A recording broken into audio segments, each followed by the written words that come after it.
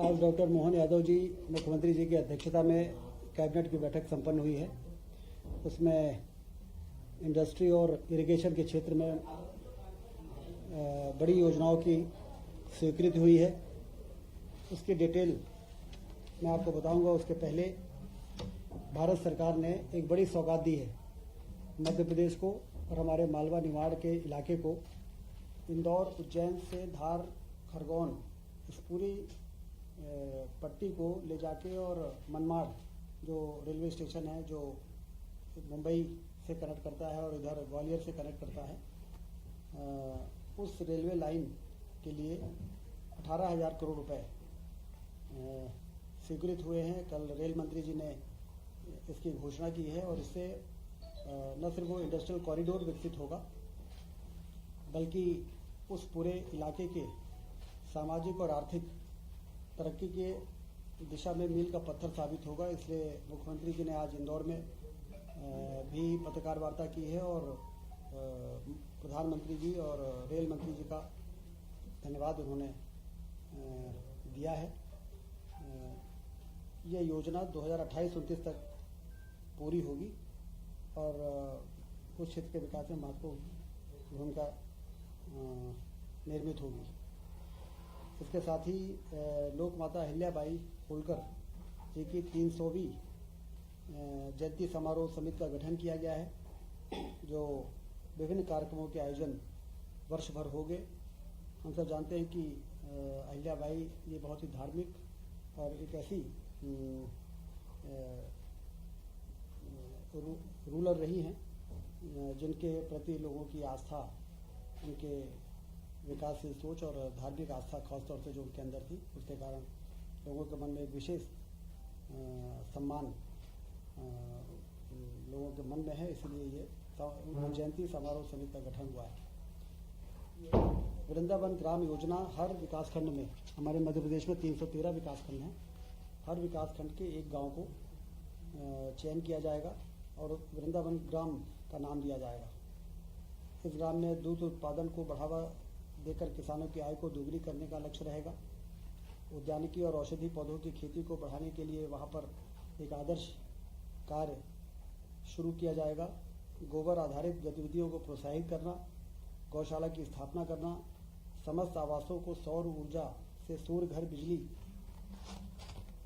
में इसको बदलना, सामुदायिक सार्वजनिक शौचालय की व्यवस्था, खेल मैदान, लघु वनोपजों के संग्रहण और संवर्धन केंद्र की स्थापना करना, श्री अन्न के उत्पादन को बढ़ावा देने आदि कार्य किए जाएंगे।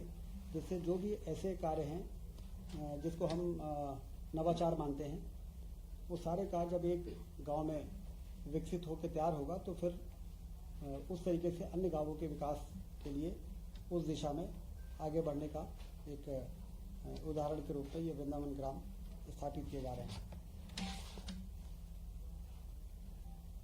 पंचायत एवं ग्रामीण विकास विभाग इस योजना के विस्तृत दिशा निर्देश जारी करेगी। समस्त नगरीय निकायों में गीता भवन की स्थापना होगी। सर्व सुलभ वैचारिक अध्ययन केंद्र के रूप में गीता भवन का उद्देश्य पठन पाठन की रुचि बढ़ाना, पुस्तकों के माध्यम से भारतीय संस्कृति के महत्व को परिचित कराना, प्रतियोगी परीक्षाओं की अध्ययन सामग्री उपलब्ध करवाना एवं धार्मिक सामाजिक कार्यक्रमों के आयोजन के लिए रियायती दर पर स्थान को उपलब्ध कराना, ये इसका उद्देश्य रहेगा। नगरीय प्रशासन एवं आवास विभाग द्वारा इसके दिशा निर्देश जारी होंगे। अभी पिछले दिनों 28 अगस्त को ग्वालियर में रीजनल इन्वेस्टर समिट हुई थी, कॉन्क्लेव, जिसमें 4,000 से अधिक प्रतिभागियों ने हिस्सा लिया और 15 अंतर्राष्ट्रीय प्रतिनिधियों ने हिस्सा लिया। बहुत सफल रही है ये समिट। 400 से अधिक बायर सेलर मीट आयोजित की गई। वहां समिट में 8,000 करोड़ से अधिक के निवेश के प्रस्ताव प्राप्त हुए हैं, जिसमें लगभग 35,000 रोजगार के अवसर सृजित होंगे। सागर एवं रीवा में भी रीजनल इन्वेस्टर समिट शीघ्र ही आयोजित की जाएगी आने वाले महीनों में।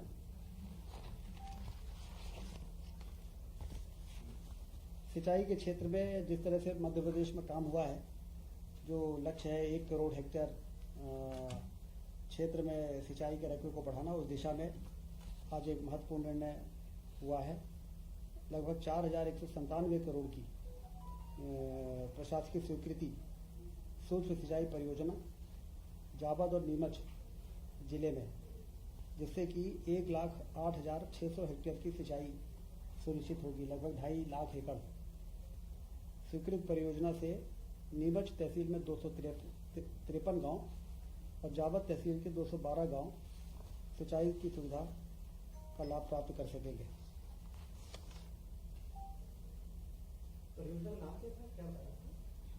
ये है जावद नीमच ताप युक्त सूक्ष्म सिंचाई परियोजना। और सब जानते हैं कि इसमें प्रेशराइज्ड पाइप माइक्रो इरिगेशन से बहुत सफलता मतलब बहुत अच्छे परिणाम मिले हैं मध्य प्रदेश के अंदर। तो उसी प्रेशराइज्ड माइक्रो इरिगेशन स्कीम के अंतर्गत जावद और नीमच की योजना है। औद्योगिक क्षेत्र में जो महत्वपूर्ण काम हो रहे हैं मध्य प्रदेश में, उस दिशा में जो नर्मदापुरम जिला है उसमें मोहासा बावई जो इंडस्ट्रियल एरिया है उसमें रिन्यूएबल एनर्जी और एनर्जी से संबंधित जो इक्विपमेंट्स होते हैं मैन्युफैक्चरिंग के लिए एक जोन स्थापित किया जाएगा 227 एकड़ जमीन में, और इसमें 93.50 करोड़ रुपए खर्च होगा, जिसमें केंद्र 60% राशि देगा और 40% राशि का प्रावधान राज्य